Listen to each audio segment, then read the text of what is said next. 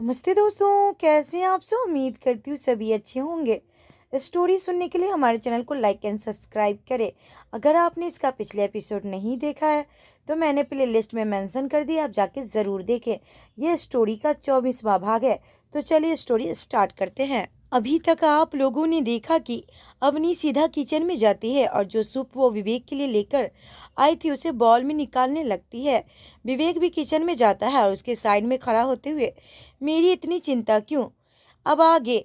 पहले तो अवनी उसकी बात पर मुस्कुरा देती है और फिर उसकी तरफ देखते हुए, अब चिंता तो होगी ना? तुम काम पे नहीं आ रहे तो तुम्हारे हिस्से का काम भी मुझे ही करना पड़ रहा है, तभी तो तुम्हें ठीक कर रही हूँ। विवेक का मुंह बन जाता है उसकी बात सुनकर। तो तुम बस काम के लिए यहाँ पर आई हो? तुम्हें मुझसे कोई मतलब नहीं? वो बहुत बेचैनी से बोलता है। विवेक की शक्ल देखकर अवनी को हंसी आ जाती है और वो अगले ही पल खिलखिलाकर हंस देती है। शायद पहली बार वो विवेक के सामने खुलकर हंस रही थी। विवेक तो खो गया था उसकी मासूम सी हंसी में। अवनी सूप के बॉल को ट्रे में रखते हुए, पागल हो तुम पूरे? चलो अब जल्दी से बाहर आ जाओ। किचन से बाहर की तरफ अपने कदम बढ़ाते हुए बोलती है। एक पल के लिए तो विवेक अपनी हरकत पे हैरान रह जाता है कि अवनी का ये कहना कि वो काम के लिए आई है, उसके लिए नहीं। क्यों ये बात उसे इतनी बुरी लगी? इस कदर बेचैन क्यों हुआ वो? ये क्या हो जाता है मुझे? क्यों मैं इस लड़की के लिए पागल हुआ जा रहा हूँ? किचन में खड़ा वो खुद से सवाल कर रहा था, तभी अवनी की आवाज़ उसके कान से टकराती है। विवेक, सूप ठंडा हो रहा है। अवनी की आवाज़ से वो होश में आता है और फिर अपने विचार को झटक कर बाहर की तरफ जाता है। अवनी सोफे पर बैठी उसका इंतजार कर रही थी। विवेक भी उसके पास जाकर बैठ जाता है। सच में बड़ी भूख लग रही थी पर कुछ बनाने की हिम्मत नहीं हो रही थी। वो जल्दी से एक चम्मच सूप पीते हुए बोलता है, अच्छा एक बात पूछूं? तुम्हारे घर वाले कहीं और रहते हैं? कोई नजर नहीं आता कभी तुम्हारे सिवा? अवनी इधर उधर नजरें दौड़ाती हुई बोलती है। आज इतने टाइम बाद अपने घर वाले का जिक्र सुनकर विवेक के दिल में एक टीस उठती है। एक एक करके सबका चेहरा उसकी आंखों के सामने घूम गया, जिन्हें वो कब का भूल चुका था। उसका चेहरा बिल्कुल उतर गया था। अब क्या जवाब दे वो अवनी को? उसका उतरा हुआ चेहरा देखकर अवनी को लगता है कि जरूर कोई बात है जिसे विवेक बताना नहीं चाहता। नहीं बताना है तो कोई बात नहीं, अवनी उसके मन की बात पढ़ते हुए बोलती है। विवेक हैरान था कि इतनी आसानी से अवनी उसके दिल की बात कैसे समझ गई, पर वो कुछ नहीं बोलता। अच्छा बाबा, कम से कम ये तो बताओ कि सूप कैसा बना है? वो मुस्कुराते हुए बोलती है। उसकी मुस्कान देखकर विवेक के होठों पे भी स्माइल आ जाती है। बहुत टेस्टी बना है, बहुत टेस्टी। ये लो तुम भी पियो। ये कहता वो सूप से भरी चम्मच अवनी के होठों से लगा देता है। ये सब इतनी जल्दी होता है कि दोनों को कुछ समझ ही नहीं आता कि कब वो दोनों इतने करीब आ गए जो कि एक दूसरे को अपने हाथों से खिलाने लगे। अभी इस बात का अंदाजा दोनों को ही नहीं था। दोनों ही अपनी बातें करते हुए सूप पी रहे थे। विवेक का दिल कर रहा था कि ये पल यहीं रुक जाए और अवनी यूं ही उसके पास बैठी रहे। विवेक की नजरें बार बार उसके दमकते हुए चेहरे पे जा रही थी। ये तुम बार बार मुझे ऐसे क्यों देख रहे हो? आखिर वो पूछ ही लेती है। देख रहा हूँ कि कोई सादगी में इतनी खूबसूरत कैसे लग सकती है। विवेक इतने प्यार से बोलता है कि बस उसकी बात सीधा अवनी के दिल में उतर जाती है। गाल शर्म से गुलाबी हो जाते हैं। उसे समझ नहीं आता कि वो आगे क्या बोले। वो बस अपनी गर्दन झुका लेती है। विवेक भी इस खूबसूरत नज़ारे को अपनी आंखों में भर रहा था। दोनों ही खामोश हो जाते हैं, पर दोनों के दिल जोरों से धड़क रहे थे, जैसे उछलकर बाहर आ जाएंगे। अवनी की नज़र अपनी कलाई पर बंधी घड़ी पे जाती है। वो टाइम देखते हुए, कॉलेज का टाइम हो रहा है, मैं चलती हूँ। इतना कह के वो तेजी से बाहर निकलने लगती है। विवेक एकदम से उसका हाथ पकड़ते हुए, तुमने तो कहा था कि तुम सारा दिन मेरे साथ रहोगी। अवनी एकदम से अपना हाथ छुड़ाते हुए, ऐसा तो मैंने कुछ नहीं कहा था। ये सुनकर विवेक छिप जाता है और अपनी गर्दन झुकाकर मुस्कुराने लगता है। अवनी के होठों पर भी एक मुस्कुराहट बिखर जाती है। अगली पल वो वापस अपने कदम बढ़ाती है और बाहर जाने के लिए गेट खोलती है। रुक जाओ ना प्लीज, विवेक तरफ कर बोलता है। उसकी तरफ भरी आवाज सुनकर अवनी के दिल में एक हलचल सी पैदा हो जाती है। वो अपना चेहरा घुमाकर विवेक की तरफ देखती है, जो कि बड़ी आस से उसकी तरफ देख रहा था कि बस कैसे भी सही अवनी उसके पास रुक जाए। न जाने कैसे, क्यों, अवनी ने उसकी आंखों में क्या देख लिया था। वो खुद को रोक नहीं पाई और उसने झट से दरवाज़ा बंद कर दिया और वापस अपने कदम विवेक की तरफ बढ़ा दिए। दोनों के साथ क्या हो रहा था दोनों ही समझ नहीं पा रहे थे, पर दोनों को एक दूसरे का साथ भा रहा था। वो दोनों पूरे दिन साथ रहे, खूब बातें की, दोनों ने एक दूसरे को समझा। विवेक तो अवनी की तरफ झुकता जा रहा था, पर अवनी के दिल में उसके लिए क्या है ये कहना मुश्किल था। फिलहाल तो वो उसे अपना दोस्त ही समझती थी। वहीं इंडिया में कारा ने पूरी रात बेचैनी से करवट बदलते हुए काट दी। कभी आंख लगती तो कभी आंख खुल जाती। बस एक ही बात उसके दिमाग में घूम रहा था कि मैं उस सीरियल के बारे में इतना क्यों सोच रही हूँ, कहीं मुझे उससे प्यार तो नहीं। बस इसी कसमकस में वो फंसी थी। वो उठकर बैठते हुए, ये क्या हो रहा है मुझे?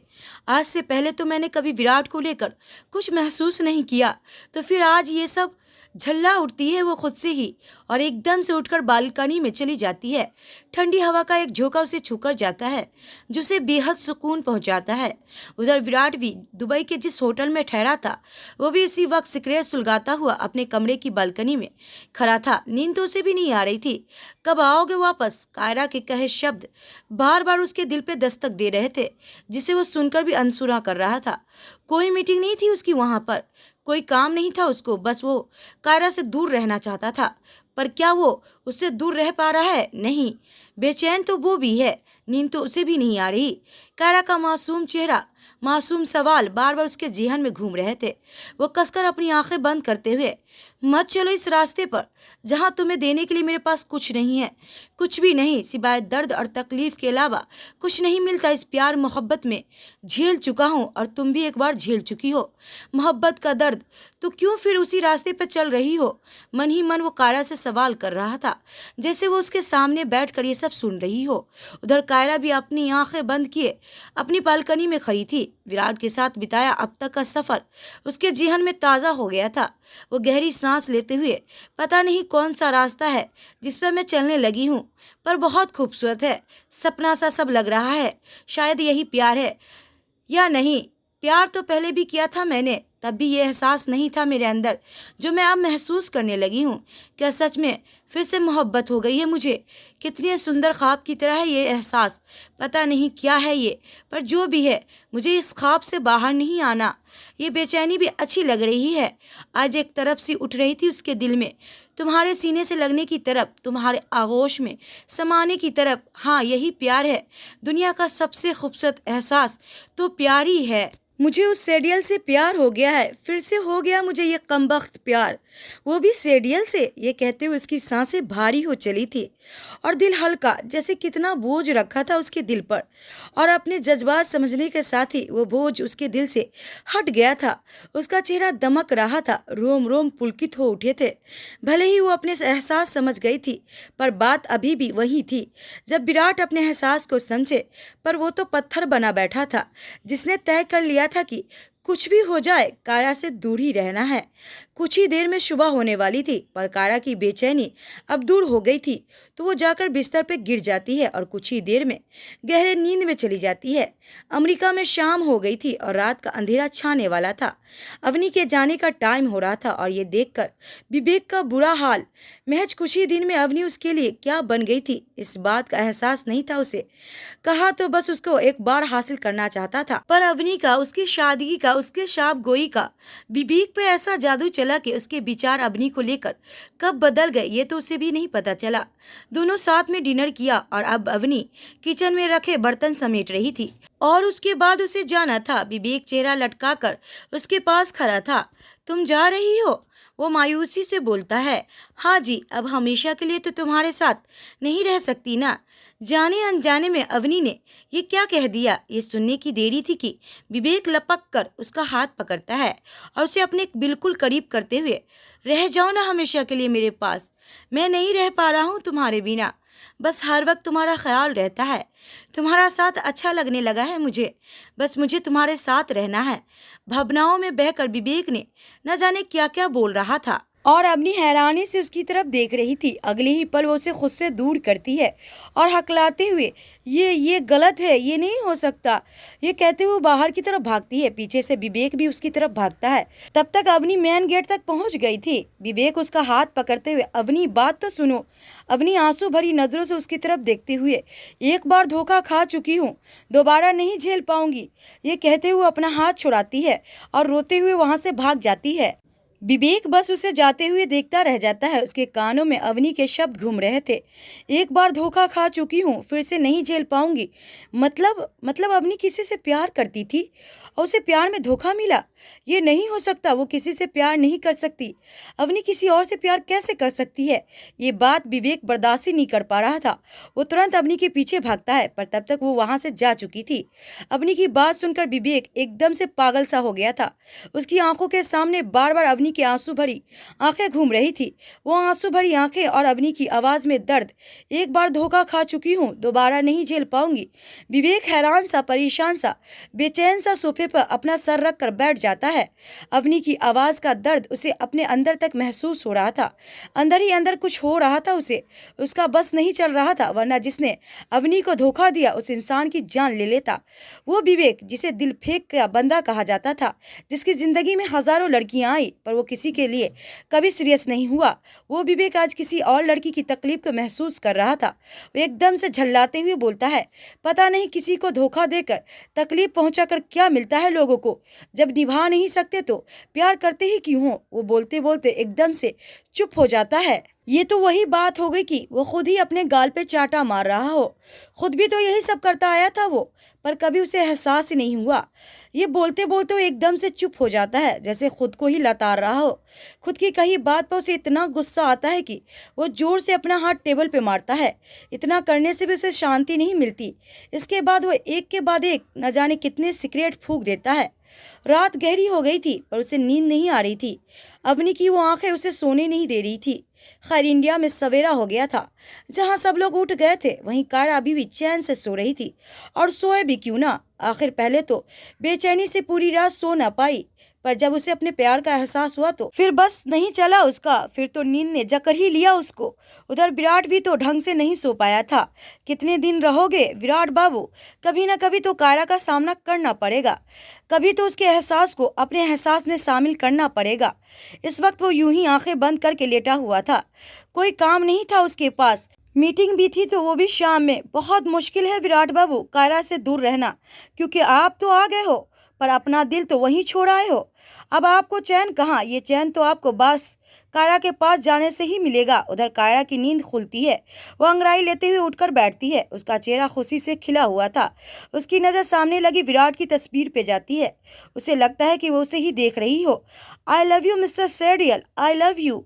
वो बहुत ज्यादा शर्माते हुए बोलती है, जैसे विराट की तस्वीर से नहीं, साक्षात विराट से अपनी इजहार कर रही हो। आखिर उसके दिल की बात जुबां पे आ ही गई। गाल शर्म से गुलाबी हो गए। उसे विराट पे इतना प्यार आया कि अगर वो उसके सामने होता तो वो उसे अपने गले से लगा लेती। चलो, अपने जज्बात को तो समझ गई हो, पर समझते के साथ ही उसे ये बेचैनी घेर लेती है कि वो कब वापस आएंगे। ओह, कब आओगे तुम? एक बार फिर तरफ जाती है कायरा। उसकी ये तरफ विराट तक भी पहुंच जाती है। दिल की धड़कनें एकदम से शोर करने लगती है, यहाँ तक कि हिचकियाँ शुरू हो जाती है उसे। वो एकदम से उठकर बैठता है और टेबल पर रखा पानी का गिलास उठाकर अपने होठों से लगा लेता है, पर हिचकी तो रुकने का नाम ही नहीं ले रही थी। बालकनी में चला जाता है, पर हिचकी तो बढ़ती ही जा रही थी। ओफो, ये हिचकी कहाँ से शुरू हो गई? बड़ी मुश्किल से ये लाइन पूरी करता है। उधर कायरा बिस्तर से उठती है और दीवार पे लगी विराट की तस्वीर को उतारकर एकदम से अपने सीने से लगा लेती है। उसके बेचैन दिल को एकदम से राहत मिलती है और दो आंसू बह जाते हैं। बहुत मिस कर रही थी वो विराट को। उधर विराट का हिचकियों से बुरा हाल हो गया था, यहाँ तक कि कमरे में रखे पानी का जग पूरा खत्म कर दिया था, पर हिचकी तो बंद होने का नाम ही नहीं ले रही थी। वो फोन करके अपने लिए पानी और एक कप चाय मंगवाता है, क्योंकि नींद तो अब उसे आने से रही नहीं। कुछ ही देर में होटल में काम करने वाला एक लड़का उसके रूम में आता है। ये लीजिए सर आपकी चाय और ये आपकी पानी। Thank you. इतना कहते भी उसे हिचकी आ जाती है। लगता है सर आपको कोई दिल से याद कर रहा है, तभी आपको इतनी हिचकी आ रही है। क्या बकवास है ये, ऐसा नहीं होता। विराट खींचते हुए बोलता है और पानी का गिलास अपने होठों से लगा लेता है। अरे नहीं सर, बकवास नहीं है। मेरी अम्मी कहती है कि जब हमें कोई दिल से याद करता है तो हमें पक्का हिचकी आती है, और जो हमें याद कर रहा है अगर हम उसका नाम पुकारे तो हमारी हिचकी बंद हो जाती है। आप भी ट्राई करो, ये कहता हुआ वहां से चला जाता है। विराट अजीब सा मुंह बनाते हुए, व्हाट रविश, इससे ज्यादा बकवास मैंने आज तक नहीं सुनी। वो हिचकी लेते ही बोलता है, बताओ, हद है। जो हमें याद कर रहा है उसका नाम लो, अब मुझे कौन याद करेगा। वो खुद ही से सवाल करता है, पर अगली पल उसके दिल में और दिमाग में बस एक ही नाम आता है, कायरा। कायरा का नाम लेते ही उसकी आंखें खुद ब खुद बंद हो जाती है और कायरा का चेहरा उसकी आंखों के सामने घूमने लगता है। दिल की धड़कनें फिर से रफ्तार पकड़ लेती है और अगले ही पल उसकी हिचकियां गायब हो जाती है। ये देख के वह हैरान रह जाता है, मतलब वो लड़की मुझे याद कर रही थी।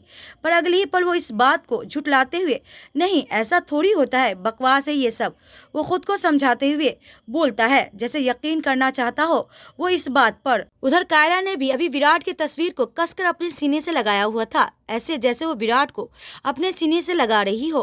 कुछ ही देर में उसे महसूस करने के बाद वो वापस तस्वीर को दीवार पे लगा देती है और फिर गुनगुनाते हुए वहां से चली जाती है। विराट की भी हिचकी बंद हो गई थी, वो भी नहाने के लिए चला जाता है। कायरा नहा कर निकलती है। ब्लू कलर का सूट पहना था उसने, जो कि उसके गोरे रंग पे बहुत जच रहा था, बहुत दमक रही थी वो। एक अलग ही नूर था उसके चेहरे पे, शायद प्यार का एहसास था। उसने मांग में सिंदूर लगाया। आज से पहले जब भी वो सिंदूर लगाती थी तो बस यही सोच के कि हाँ शादी हुई है तो लगाना ही पड़ेगा, पर आज कुछ और बात थी। आज वो दिल से विराट के नाम का सिंदूर लगा रही थी। माथे पर छोटी सी बिंदी सजाई और हल्का सा लिपस्टिक होठों पे लगाया, और इतनी सादगी में भी बहुत खूबसूरत लग रही थी। वो अपना दुपट्टा संभालते हुए बाहर जाती है। गुंजन भी उठकर आ गई थी। वो कायरा को देखकर ही, वाओ भाभी, आज तो आप कहर ढा रहे हो। भाई यहाँ होते तो कसम से आपको देखकर अपने होश खो बैठते। वो कायरा को छेड़ते हुए बोलती है। विराट के जिक्र से ही कायरा के गाल गुलाबी हो जाते हैं और वो अपनी गर्दन झुका लेती है। ओ माय गॉड, आप तो ब्लेसिंग कर रहे हो। कमाल है, भाई के नाम से ये हाल है। वो आपके सामने होते तो क्या हाल होता आपका। गुंजन हंसते हुए बोलती है। कायरा धीरे से बुदबुदाते हुए, काश वो सेडियल यहाँ होते। उसके बोलने के लहजे से साफ पता चल रहा था कि वो उसे कितना मिस कर रही है। गुंजन उसकी बुदबुदाहट सुन लेती है। तो आप भाई को मिस कर रही हो, वो एकदम से बोलती है। कायरा एकदम से छेप जाती है, जैसे कोई चोरी पकड़ी गई हो। नहीं नहीं, वो हकलाते हुए बोलती है। उसकी हालत पर गुंजन अपना पेट पकड़कर हंसने लगती है। ये देख के कायरा सोफे पे रखा क्वेश्चन उठाकर उसे मारते हुए, तुझे बड़ी हंसी आ रही है। वो दोनों ननद भाभी कब पक्की सहेली बन गई, दोनों को पता ही नहीं चला। रसोई में काम कर रही उस्मा दोनों की बातें सुन रही थी और हंस रही थी। वो रसोई से बाहर आते हुए, क्यों अपनी भाभी को तंग कर रही हो, बहुत बदमाश हो गई हो। कायरा, हाँ माँ, देखो ना कब से मुझे परेशान कर रही है।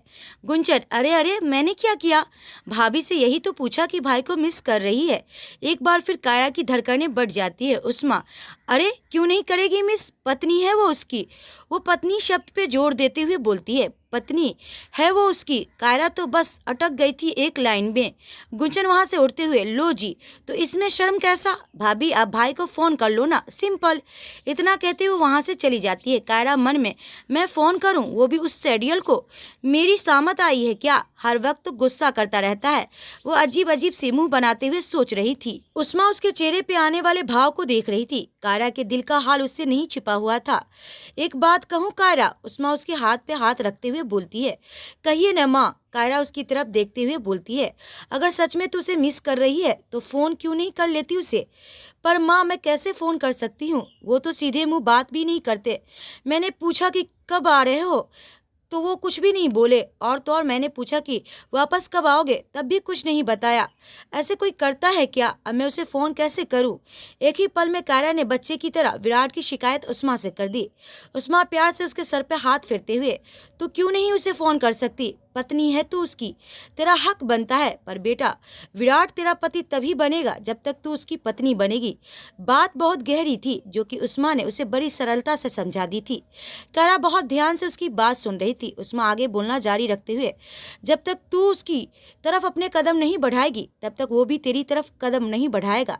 पहले तुझे समझना होगा, मानना होगा कि तू उसकी पत्नी है। जिस दिन तू खुद को उसकी पत्नी मान लिया, उस दिन विराट भी तेरा पति बन जाएगा, वो भी दिल से।